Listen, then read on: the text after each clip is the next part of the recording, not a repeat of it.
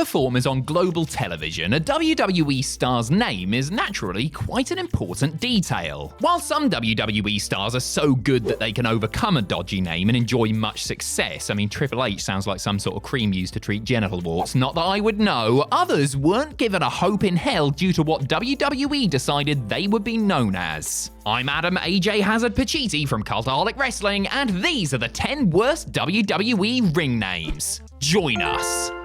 Number 10, Beaver Cleavage. I'm sure there are plenty of tag team wrestlers on WWE's roster who harbor desires of one day going solo. I'm looking at you, Kit Wilson. I'm onto you, you sneaky little bastard. Anyway, as I was saying, tag team wrestlers wanting to give singles a try isn't really a new thing, and when Headbanger Mosh's partner Thrasher went down with an injury in 1999, Charles Chaz Warrington saw it as an opportunity to make a mark on his own. It certainly would be a shame if somebody, I don't know, Russo'd things up for you, wouldn't it, Chaz? Warrington was saddled with a combination of the worst gimmick imaginable, a man-child who it was implied still enjoyed mother's milk, with one of the worst names ever. Harry Beaver Cleavage was obviously a take on Theodore Beaver Cleaver, the title character of feel-good 50s sitcom Leave It to Beaver. Honestly, Chaz could have had 10 times the charisma of The Rock and been a better worker than Stone Cold Steve Austin, and I don't think he would have been able to overcome the name Beaver Cleavage. Luckily for him, it was a short-term thing, and he went back to wrestling as simply Chaz after just a few painful weeks. Number 9, just Joe. Joe Hitchin was a hard-working bonebender who toiled on the indie scene and wrestled internationally for years, often alongside his friends Edge, Christian, and Rhino, before being signed by WWE in the year 2000.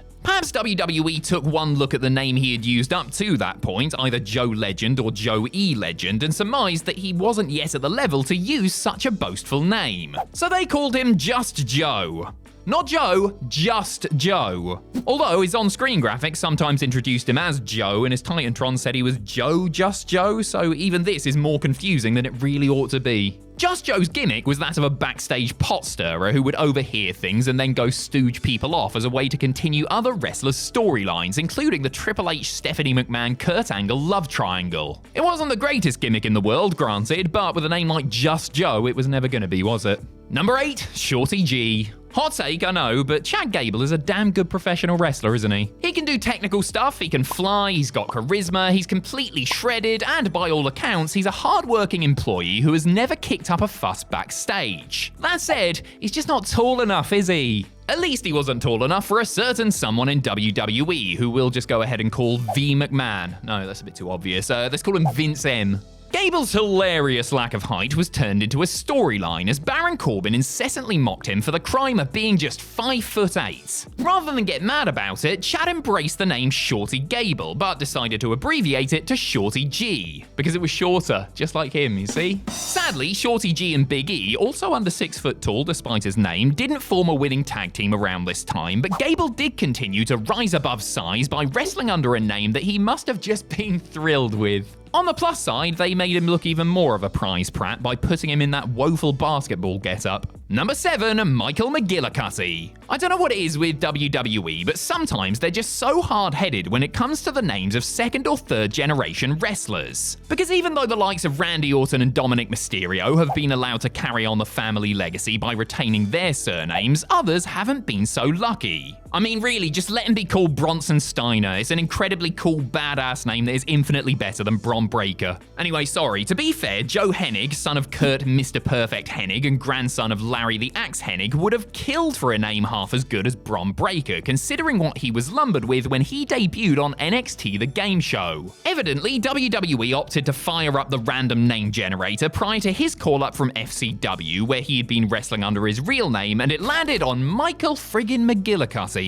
Hennig later admitted that he thought the name was a rib when he first heard about it via text, and that the change broke his heart. Curtis Axel wasn't exactly an all-time moniker, but at least it was no Michael McGillicuddy, eh? Number 6, Thurman Sparky Plug. The rough-nosed veteran version of Hardcore Holly was the closest to the true personality of Robert Howard. Hardcore Holly was also a pretty cool name, even if it does sound like an 80s adult movie actress, a name that he had damn sure earned considering what he had to put up with beforehand. After doing doing the indie thing for a bit, Holly joined WWE in 1994 and was immediately given the corny gimmick of race car driving pro wrestler. To give WWE some credit, Holly did actually race cars as a hobby, and this was during an era where occupation-based gimmicks were a thing. But they did him no favors whatsoever with the name Thurman Sparky Plug. Now, Thurman Plug would, on its own, be a contender for worst WWE name ever, but the addition of the nickname Sparky meant that this was a sure thing. Holly himself despised the name and has spoken about how he would try to not tell people it when he met them and they found out that he was a pro wrestler. Eventually, Bombastic Bob went to Vince McMahon and asked him that the name be changed before settling for Bob Sparkplug Holly. Number 5, Isaac Yankham DDS. Well, if you thought pro wrestling race car driver was a lame occupational gimmick, how about a pro wrestling dentist? Before he found fame as Kane or even infamy as the fake Diesel, Glenn Jacobs was brought in as Jerry Lawler's kayfabe personal dentist to help destroy the King's nemesis Bret Hart. Now, there were plenty of options WWE could have gone with in regards to his name. How about the Driller or Dr. Decay? Not great, but certainly acceptable for professional wrestling, right? Instead, WWE went the bad pun route, dubbing him Isaac Yankham DDS. Get it?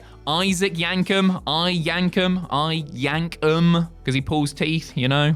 According to Bruce Pritchard, this was an old joke Bobby Heenan used to tell, and since torpedoing the career of an athletic 7-footer who could potentially make the company a heap of money one day is funny stuff, that is what they decided to go with. Luckily for Jacobs, he managed to go on and have a Hall of Fame run as the Big Red Machine, but Isaac Yankem DDS remains one of the worst names in WWE history. Number 4, Bastian Booger. After a career wrestling in Canada, Mexico, Japan, WCW, and elsewhere, Mike Shaw made it to WWE in 1993, where he was given a Mad Monk gimmick and christened Friar Ferguson. A duff character with a lame alliterative name, the good news for Shaw was that Friar Ferguson only lasted one match before pressures from the church forced WWE to scrap it. The bad news for Shaw was what came after. Bastian Booger was a gluttonous pig of a man who wrestled in the least flattering attire imaginable and was often seen munching on platters full of fatty food. A rotten gimmick destined for the WrestleCrap Hall of Fame, the name did him no favors whatsoever, but you can't say it wasn't apt. Let's break it down for a second with some dictionary definitions, shall we? Bastion, an institution, place, or person strongly maintaining particular principles, attitudes, or activities.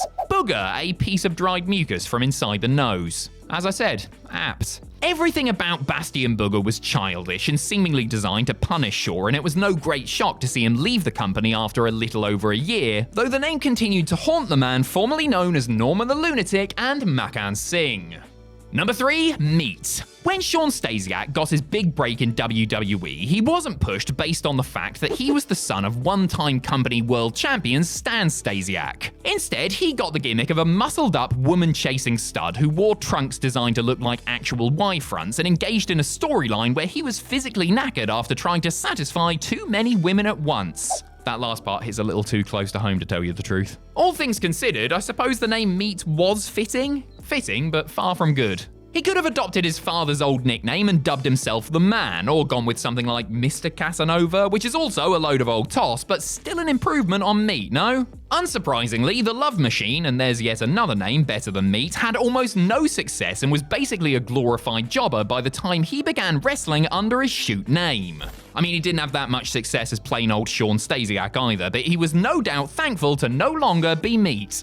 Number 2, the Red Rooster. There have been plenty of WWE superstars named after animals who went on to have legendary runs. The British Bulldog, Jake the Snake, Battle Cats. There are others, I'm sure. One star who did not was somebody who thought he was the cock of the walk, but ended up looking like a big silly willy. Terry Taylor was a decent worker who had spent the 80s wrestling in various territories before joining WWE in 1988. He initially wrestled as undercard babyface Scary Terry Taylor before being welcomed into the Heenan family and given the most foul moniker imaginable. Get it? Foul with a W? Because birds. Oh, forget it. Despite being a heel managed by the Brain, the Red Rooster had absolutely no chance of ascending to the heights of some of Heenan's previous charges because he was called the Red Rooster. He also had a crimson comb and used to strut around the ring like a goddamn chicken, yes, making it hard to take him seriously, but Terry had a paltry chance of success the moment WWE gave him his new name.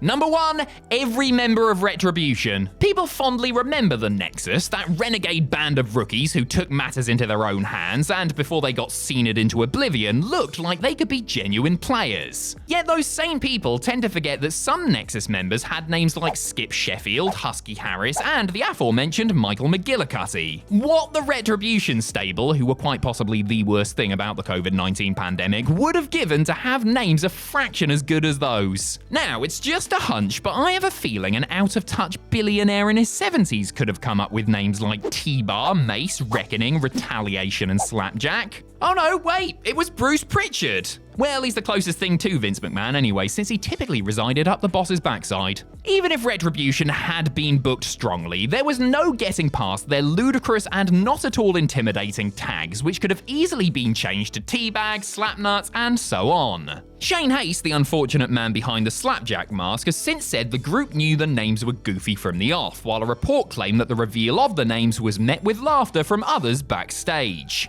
Yes, even in a locker room populated by people who use pretend, often ridiculous names, the ones used by Retribution stood out as especially daft.